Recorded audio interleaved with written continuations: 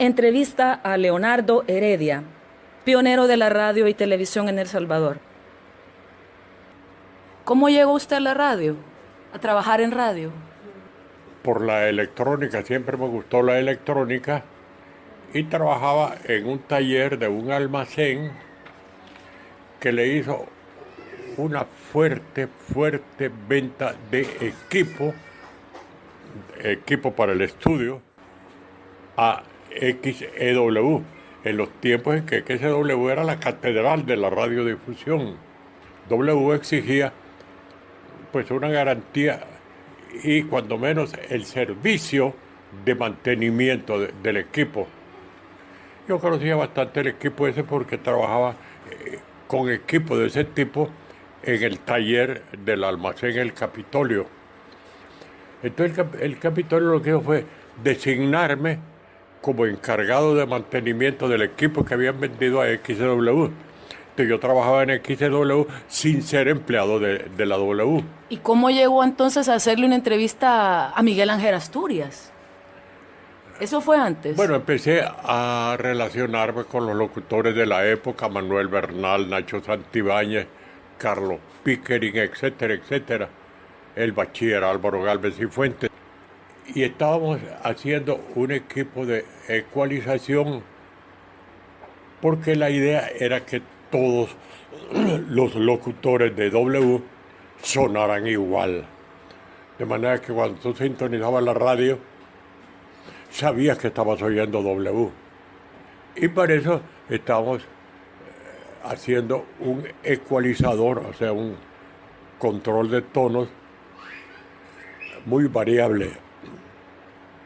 Cuando estaba de turno fulano de tal era el número 5, entonces giraba la perilla, el operador hasta el número 5.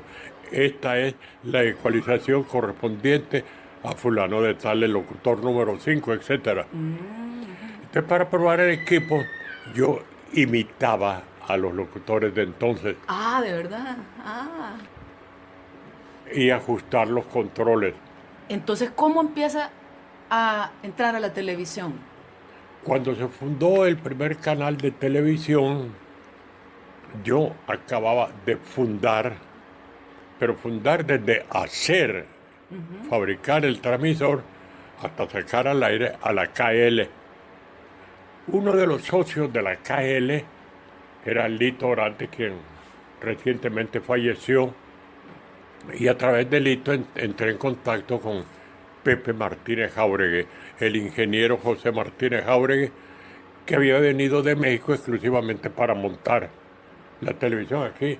Yo renuncié a la KL para irme a trabajar con Pepe. Me interesaba mucho más conocer algo de televisión y ahí tenía la oportunidad de trabajar al lado de un ingeniero especialista en televisión. ¿Y en qué año fue eso? Eso fue en el primer canal. Finales de los 50. También usted estuvo en Guatemala, en una radio que fundó, que estaba Willy Maldonado. Radio Emperador se llamó. Que le cambiaron el formato y fue un éxito. Sí. ¿Por qué luego deja allá y se viene otra vez a El Salvador? Bueno, estando en Guatemala, la idea del dueño de la radio, Tono Moburra, era hacer una emisora juvenil. Y yo llegué a hacerme cargo de una emisora. Ya habían empezado a trabajar con un formato juvenil. Y entre ellos estaba Willy.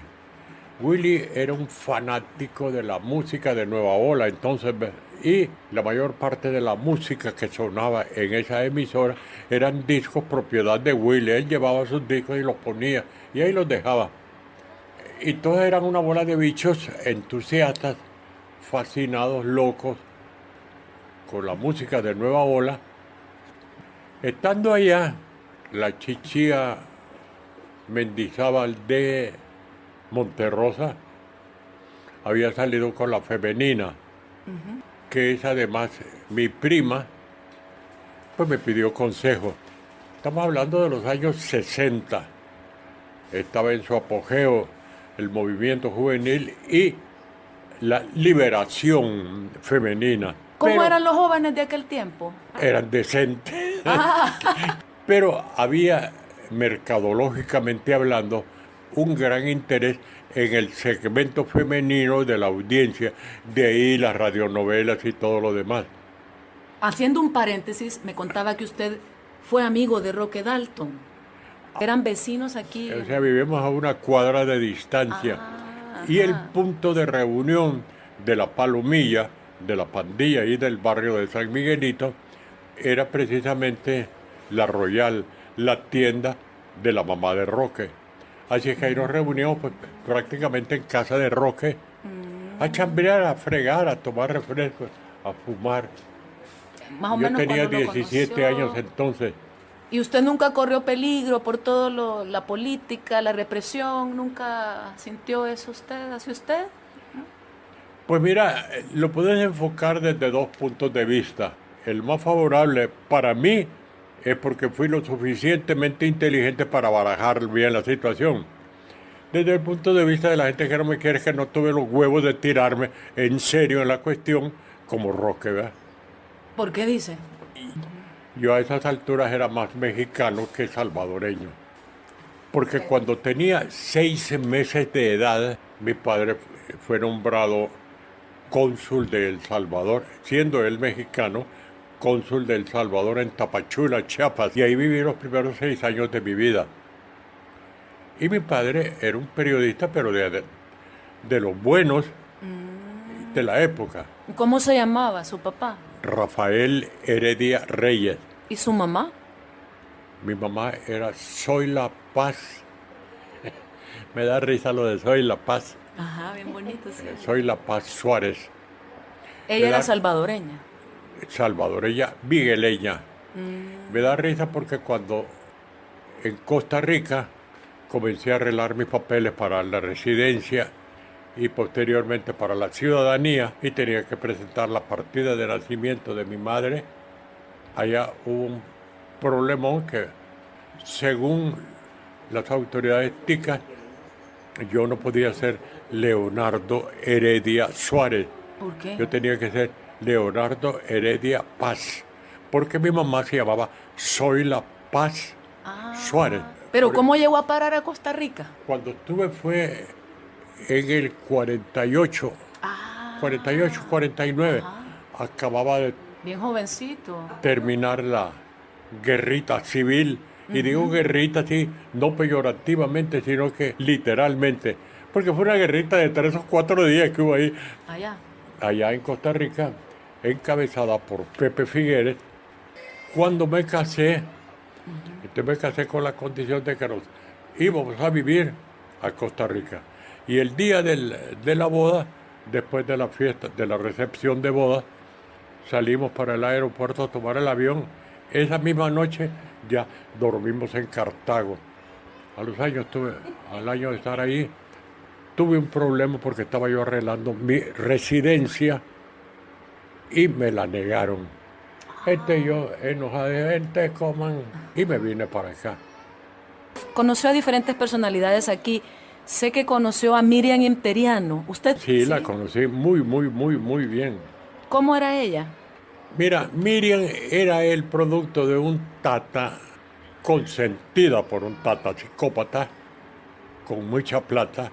Era buenísima, pero estaba medio desquiciada o medio demasiado adelantado en ese movimiento feminista impulsado por la nueva ola. Como tal, inevitablemente terminó siendo amiga íntima de todo el personal de Radio Femenina. Miriam tenía una gran discoteca de música de nueva ola y entonces en los ratos libres se ponía a grabar lo mejor a su entender, ¿verdad? Y hacía cassette o cintas magnetofónicas análogas y se las anunciábamos, le hacíamos el anuncio en la radio, ¿no? Intertape se llamaba, Intertape de Interiano y tape de cinta, y vendía las cintas. Sí, las vendía. Entonces, por ese entonces yo tenía un estudio de grabaciones, además era el director de la femenina. Bueno, en ese momento te digo, el target que llaman los mercadólogos era las mujeres. como clientes, como consumidoras. Entonces yo le sugerí a la chichía, mira, para empezar, ponele a la radio femenina de nombre. Así tenés un hándicap, como dicen los mexicanos, un caballo ganado, ¿eh? Porque va a ser la emisora de la mujer. Y ahí poco a poco vamos a ir ganando la audiencia femenina, sin necesidad de tener el gran gasto de tener un cuadro de radionovelas. Mercedita Durán debía haber sido la periodista en jefe del servicio informativo de la femenina. Pero como no se logró, terminamos montando el noticiero Quick. Y el noticiero Quick era un noticiero vacilón, sin ningún compromiso, de puras cosas de la farándula, tomadas de las revistas norteamericanas, los turnos y las fiestas que daban los colegios aquí. ¿Y en la televisión qué tipo de cosas hizo? Mira, empecé pasando el noticiero Telediario Salvadoreño y presentaba a Álvaro Menéndez Leal. Álvaro tuvo problemas con el gobierno de Chema Lemus entonces y problemas también con la televisora, porque vaya, como decimos en salvadoreño, le tiraba duro al gobierno. Entonces decidió retirarse de la pantalla, de las cámaras, ¿va? Y el noticiero era el único programa de televisión que valía la pena. El programa Telediario, el programa de Álvaro, Telediario, el noticiero, eran lo único que valía la pena. Tenía una gran audiencia. ¿Qué canal era? Canal 6. ¿Y cuántos canales habían ya en ese momento? Era el único. Era el único canal. El único canal. Entonces que se retirara el noticiero Telediario hubiera significado un gran bajón en la teleaudiencia. Así es que yo, que era el director artístico de la televisora, le dije a Álvaro, mira, vos seguís escribiendo, echar riata todo lo que querrás y lo voy a pasar yo. O sea, la imagen que va a salir va a ser la mía, no la tuya. Así que ya van a dejar de perseguirte a ti, van a empezar a perseguir a mí. Y por eso empecé a pasar el noticiero. ¿Usted presentaba las noticias? Sí. ¿En vivo? En vivo, sí. Los programitas igual que hacíamos en radio, nada más que ahora con una cámara enfrente, ¿verdad? Técnicamente para mí fue una gran experiencia, ¿no?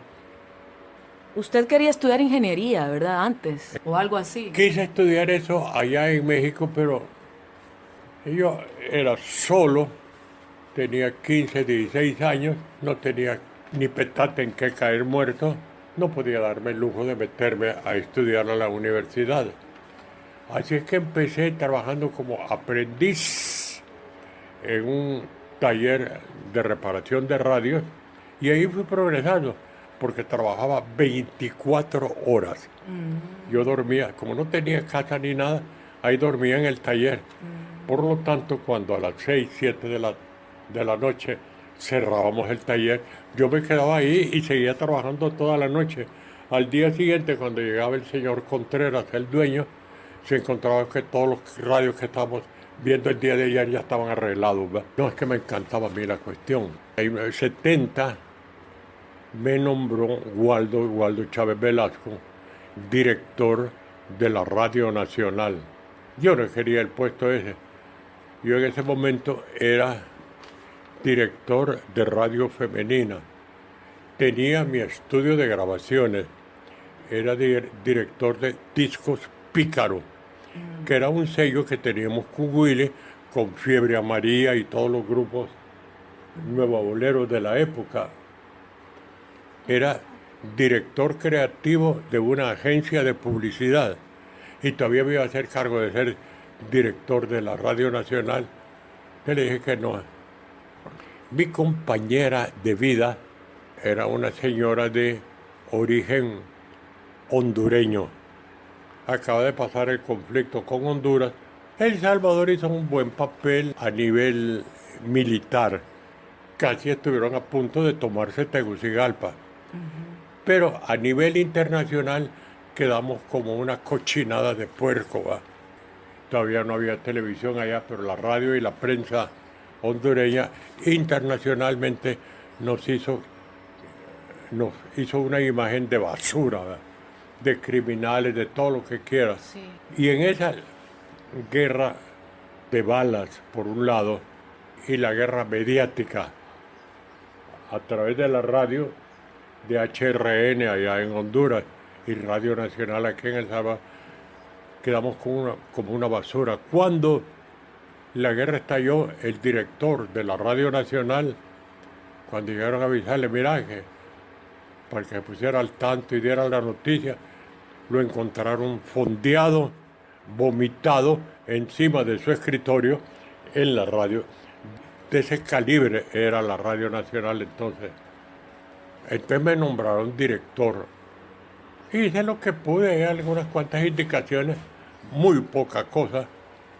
Imagínate una emisora musical a base de discos, cuyo presupuesto mensual para discos o para todo el mantenimiento era de 300 colones, en un momento en que un disco valía 30 colones. O sea, si me lo gastaba en música para animar la programación, me quedaba sin pisto ni para comprar papel higiénico. Cansado de eso, aburrido más bien, ¿verdad? Presenté mi renuncia y no me la aceptó Waldo. Entonces Waldo me salió a lo Waldo Chávez. Mire, Heredia, me dijo, no renuncia. Es que usted está en ese puesto porque como quien dice, la jefatura militar de Casa Presidencial, estábamos en tiempos del tapón, Sánchez Hernández, fue la que decidió que usted fuera el director de la radio, porque usted tiene muy buena imagen. Entonces, ya estando usted al frente de la radio, se iban a terminar las críticas contra la Radio Nacional y por ende contra el gobierno. Y a los cachuchudos no les gusta que les anden renunciando. Y no se olvide que su mujer es hondureña, cabrón. Así que me tuve que quedar hasta la llegada de Molina. Fueron las elecciones entonces de Molina.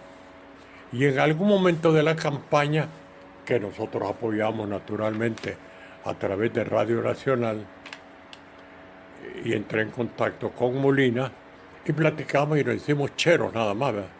Cuando llegó Molina al poder, antes de llegar al poder todavía, el día de las elecciones, que estábamos transmitiendo a través de Radio Nacional con todas las emisoras encadenadas. En el 72. 72. Ahí en el Consejo Central de Elecciones, le dije, mire, coronel, fíjate que esta cochinada a mí no me gusta cómo está pasando y yo voy a parar la transmisión. Es que este es un chanchullo de lo más descarado, de lo más hijo de puta que se pueda ver, coronel. Que siga, lo está haciendo muy bien, ha logrado cuando menos que haya tranquilidad, que no ha habido ningún muerto en estas elecciones, pese a lo tenso que está la situación. Sígale así. Bueno, mire, le voy a seguir hasta que usted tome posesión, pero a condición de que me acepte la renuncia. Después de que usted tome posesión, acepta mi renuncia y me voy a la mierda de esa radio, puta. Y así fue. El día de la toma de posesión. Milagro que no le hicieron nada. No, porque ya al más alto nivel, que era el presidente, ya había aceptado mi renuncia. El día de la toma de posesión, una ceremonia que se efectuó ahí en el Gimnasio Nacional, yo había llegado preparado pues, para una transmisión que iba a ser de todo el día, desde ahí, ¿verdad? Y se estaba desarrollando toda la ceremonia en una especie de escenario. Estaba la mesa directiva, presidida por Sánchez Hernández, Molina y toda la bola de cachuchudos. Y Sánchez Hernández me vio que yo estaba feliz tomando café. Mandó a uno de los edecanes, un capitán del ejército, y me dice el fulano, don Leonardo, que dice el señor presidente que si le regalo una tacita de café. ¿Y cómo Entonces, me dijo el capitán vengo de parte del señor presidente, todavía en ese momento presidente. 5 minutos después iba a entregar la banda, pero Entonces le dije, mire, capitán, dígale al tapón que yo estoy echando verga aquí desde las 6 de la mañana y voy a tener que seguir hasta como las 6 de la tarde. Él, nomás que termine esta mierda, se va a su casa a desayunar y a dormir todo el día. Que no le mandó nada. Y no le manda el café al tapón, desgraciado. Se murió quizás todavía odiándome. Y bueno, y luego, ¿cómo es que empieza usted? ¿Qué es primero, Charadas en Che o Los Nietos del Jaguar? La locución que hizo de Los Nietos del Jaguar, de Pedro Los Chofrá Nietos del Rivas. Jaguar. La charada en Che, le escribí, es como producto de la nostalgia. Allá en Costa Rica, acordándome de cómo hablan los guanacos. ¿Ve? Ahí estuve con Manlio Argueta, discutimos algunos trozos ahí de los cuentos, ¿ve? O algunos de los cuentos, y de así salió Charada en Che, que por cierto, te la calaste porque tengo un disco para ti. Ah, sí, lo estuve oyendo. Hay algunas en internet. Cuando grabó el poema de Pedro Chofrá Rivas. Con Pedro éramos muy amigos desde 1944, que yo tenía 14 años. Pedro andaba metido en el revoltijo para votar a Martínez, al general Martínez. Estaba exiliado en Guatemala.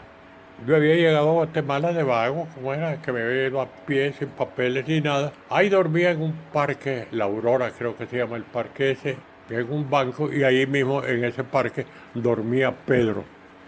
Pero hicimos cheros, almaganeábamos, esa era la palabra, a Miguel Ángel Asturias. ¿Y qué es eso? ¿Almaganear qué es?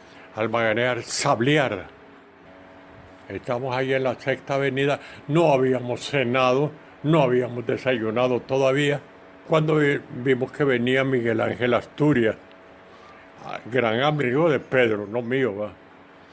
Y mira, aquí viene este hijo de puta, vamos a almaganearlo. Este ya nos saludó y toda la onda, y Miguel Ángel nos invitó a comer unas mixtas. Mixta le llaman en Guatemala a un taco, dijéramos. Bueno, ya desayunamos. Aquello estuvo tan bueno que al día siguiente, puta, vamos a almaganear a Miguel Ángel otra vez. Así es que nos volvimos.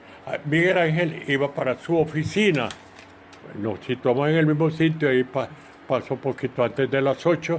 Lo volvimos a agarrar y volvimos a desayunar a costillas de Miguel Ángel. Gracias a Miguel Ángel es que me hice locutor. Ajá, porque después tuvo que hacer la entrevista. Después sí, ¿Y esa entrevista la hizo para radio o para televisión? para la radio. Ah, ¿hay algún registro de eso? No. No, No. no existía. Fue en vivo. En El Salvador no existían grabadoras todavía. Pero lo que te quería contar es que gracias a Miguel Ángel Asturias fue que me hice locutor. En ese afán por la electrónica, yo me había metido a trabajar a la YSAX, una emisora que estaba dirigida por un mexicano, Toño Castillo Ledón. Y entonces, valiéndome de que el tipo era mexicano, yo, que era más mexicano que otra cosa, le llegué con el cuento, así cuento, con que yo era mexicano y que era locutor, ¿verdad? A pedirle trabajo.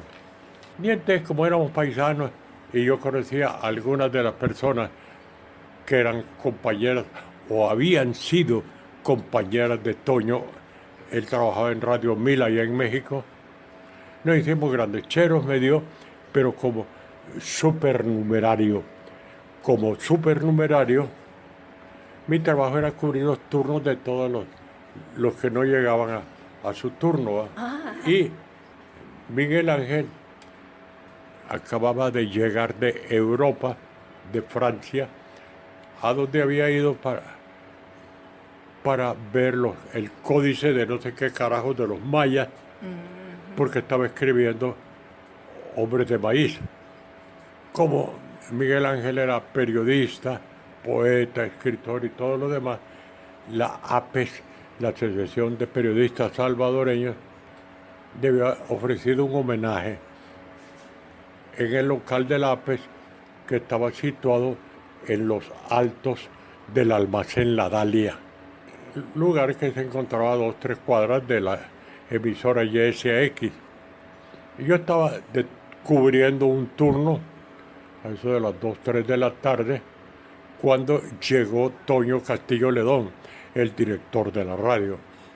Y alguien le dijo, mira, Toño, ya te diste cuenta que le están rindiendo un homenaje a Miguel Ángel Asturias y ta.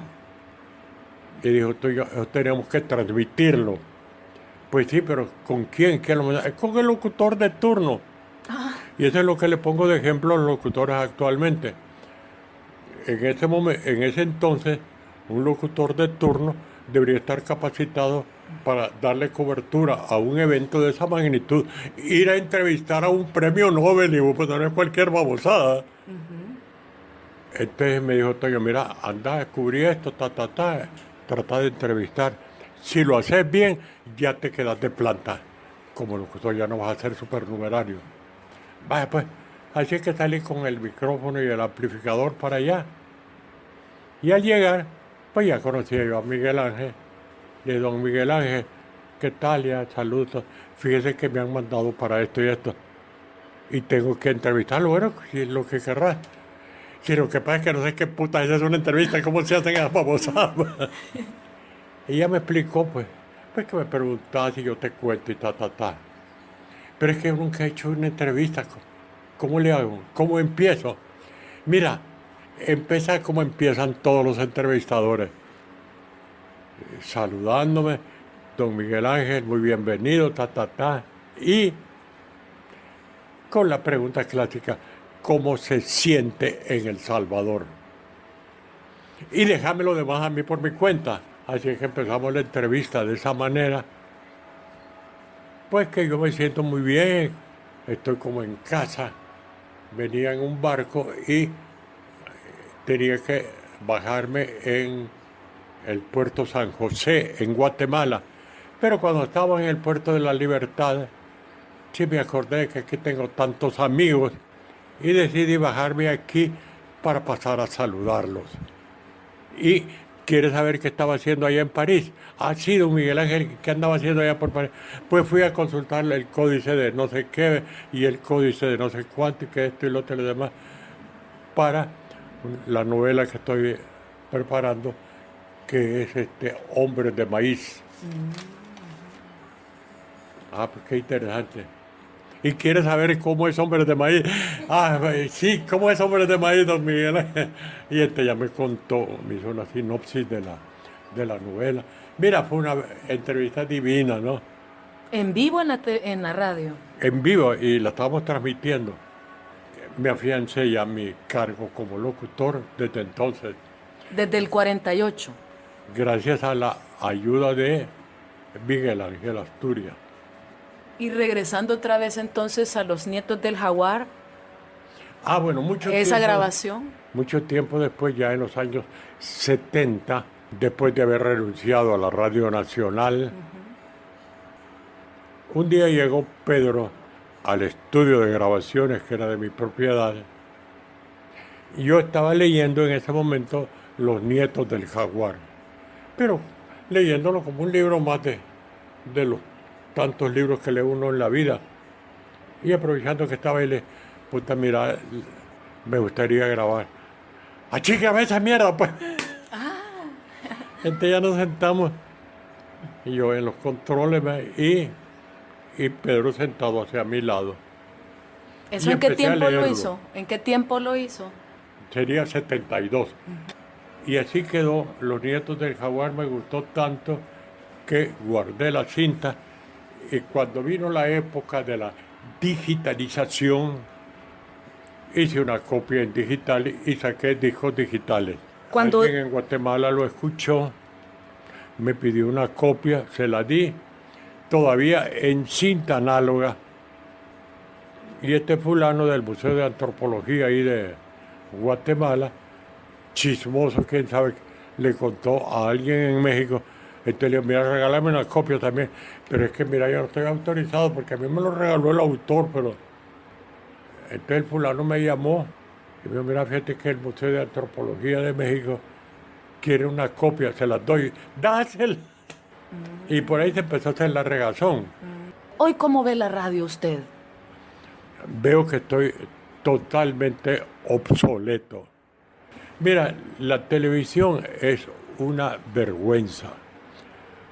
Una vez le pregunté a Facundo Cabral, cuando estuvo aquí junto con Alberto Cortés, tuve oportunidad de estar con ellos ahí en el hotel y platicando así alrededor de un café.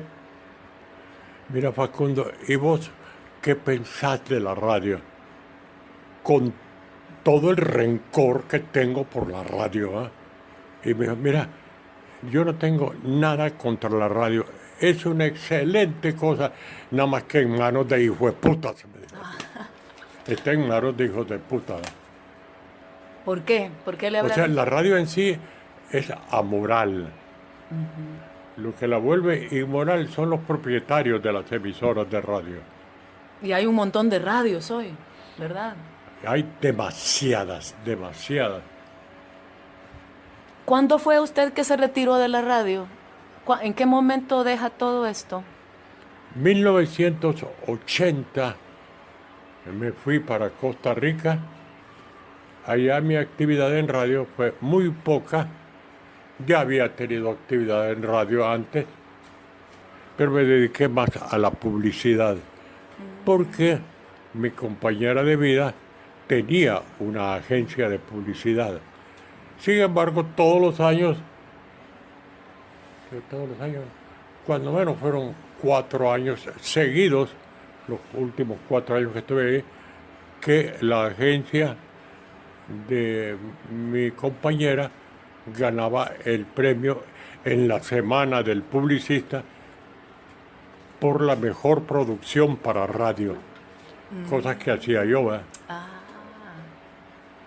Después me vine y ya no me interesó trabajar aquí para radio ni nada, ¿no? ¿Y qué hacía? ¿Qué hizo? Mira, aparte de hacerme pendejo, que no me costaba nada, regresé en el 92. Ajá. Sí. Cuando se firmaron los acuerdos de paz, cuyas conversaciones se habían realizado en su mayor parte ahí en Guatemala, en Costa Rica. Cuando llegó Cristiani por allá, una vez que llegó él personalmente, le dije a mi mujer, mira gorda, prepárate porque nos vamos a ir para El Salvador. No, hombre, ¿cómo se te ocurre que voy a ir a vivir a un país como el de salvajes como El Salvador, no? Y en guerra. No, es que ya va a venir la paz. No, hombre, que va a estar viniendo la paz. Este señor no puede firmar la paz. Si es un gobierno militar. Le dije, no, fíjate que ese es tu error, es que no conoces El Salvador. Los militares no son los que gobiernan. Los militares son choleros de los oligarcas. Y para hacer la paz, Cristiani no necesita la autorización de los oligarcas. Él es la oligarquía. Y efectivamente así pasó. Cuando se firmaron los acuerdos me vine. Pero mi compañera se quedó allá en Costa Rica. A los 15 días ya se había casado la desgraciada. ¿Y hoy cómo siente usted todo este tiempo recorrido, más de, qué, 50, 60, 70 años en radio y en televisión? ¿Sí? Para El Salvador, ¿cree usted que es importante como registro histórico? Pues estoy arrepentido de haber dedicado mi vida a eso. ¿Por qué? Porque disfrutaba mucho. No, porque ha terminado siendo una cochinada. Pero Ahora. cochinada en el sentido mexicano, que es una forma eufórica de decir mierda. Por toda la corrupción que hay alrededor Sí, y la todo. producción que hay. ¿Y cree usted que se puede salvar algo? ¿Qué se podría hacer para cambiar eso? ¿O ya no hay salvación? Habría que empezar por cambiar a todos los propietarios de emisoras de radio. Ah, está. y son 125. No hay 125 personas honradas en El Salvador para ponerlas al frente. Entonces ya no. Mira, le dije una vez a Manuel Flores, el dueño de la KL, emisora que fundé hace casi 60 años, ¿verdad? Y que casi me costó la vida echar a andar ese transmisor. Así, pero de casi costarme la vida de un choque eléctrico de 14.000 voltios, no de 110 como los que encienden los focos, ¿verdad? Y mira, es que mi caso es una vergüenza, no solamente vergüenza para mí, porque yo gané muchísima plata y me la boté toda, ¿verdad? Es una vergüenza para la industria de la radio que después de 60 años de dedicar la vida entera, de abandonar hijos, mujeres y todo, para hacer radio en El Salvador, a estas alturas no tenga un hijo de puta radio para escuchar radio. No tengo un radio. No puedo darme el lujo de comprar un radio. Y quizás mejor, porque si la radio no sirve, no está muy bien, ¿verdad? No, pero cuando menos como un chequeo, ¿ah? ¿Y usted tiene seguro social? Sí, Ah, bueno. sí, vivo de la pensión nada más. Pero la pensión del seguro no me da para comer y además comprar un radito, ¿va? Sí, claro. ¿Qué quisiera usted? Morirme nada más. No, pero, bueno, yo también, pero ¿qué quisiera usted? ¿Un reconocimiento adecuado? Mira, ya me lo hicieron, bueno, me lo hicieron en la asamblea, nombrándome comunicador distinguido. Y posteriormente a eso, la ASDER me hizo un reconocimiento, un homenaje ahí en una fiesta con motivo del Día de la Radiodifusión. Y no quise decir nada ahí. Estaba Tony Saca de presidente y asistió al evento ese en que me dieron un pergamino, ¿va? Pero mejor no les dijo nada. No, yo tenía ganas de echar una puteada general ahí, ¿Y por qué no le echó? No. porque estaban mis hijas, ¿va? ¿Cómo se siente ahora? Decepcionado, no valió la pena toda mi vida. Yo creo que sí. ¿Por qué cree eso? Yo creo que sí. Es más que le hice un gran daño a este país Por la radio. al fundar una emisora como la femenina, que esa sí es puritita y chura mía. Ahora todas, absolutamente todas las emisoras, incluidas las evangélicas, son una copia de la femenina. Ah, sí. ¿Por qué? ¿Cuál es así brevemente el formato? Todas además incitan a la violencia. Ármate con las armas de Dios y venzamos el mal, porque Dios es poderoso y va a aniquilar y a hacer papillas a todos los hijueputas que están gobernando. Hay mucha violencia en la música, en la locución, en el mensaje. Y en otras te hablan de sexo. Monos hijueputas que todavía no saben ni volarse la paja, dando consejos sexuales a las bichas de los colegios, ¿va? En estos momentos que está ya usted fuera de ese ambiente, de esa farándula, ¿cree usted que ha recibido un reconocimiento de parte de la gente o cree que ya le olvidaron? Creo que ya me olvidaron. Ahí quedan los frutos. Ahí Ajá, queda, por eso le digo que sí, es importante. ahí su queda trabajo. Willy Maldonado ya con un doctorado honoris causa. Ahí queda Rolando Orellana, ex director, porque ya renunció a eso, se dedicó a otras cosas, de 50 emisoras en los Estados Unidos. Ahí queda Sergio Gallardo.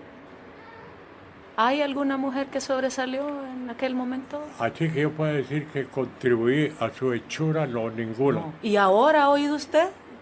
¿Ahora usted tiene Ahora alguna referencia a las algún oigo- locutor las bueno? oigo mejor ¿O periodistas? que todos los locutores, que todos los disc jockeys varones.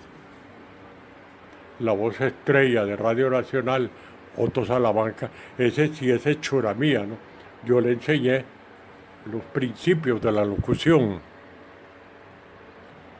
Bueno, Leonardo Heredia, ha sido una charla muy importante. ¿Cómo se podría definir en una frase Leonardo Heredia? Como un arrepentido de haber dedicado su vida a una industria que se ha vuelto tan sucia como la radiodifusión. ¿Cómo ve el futuro de la radio?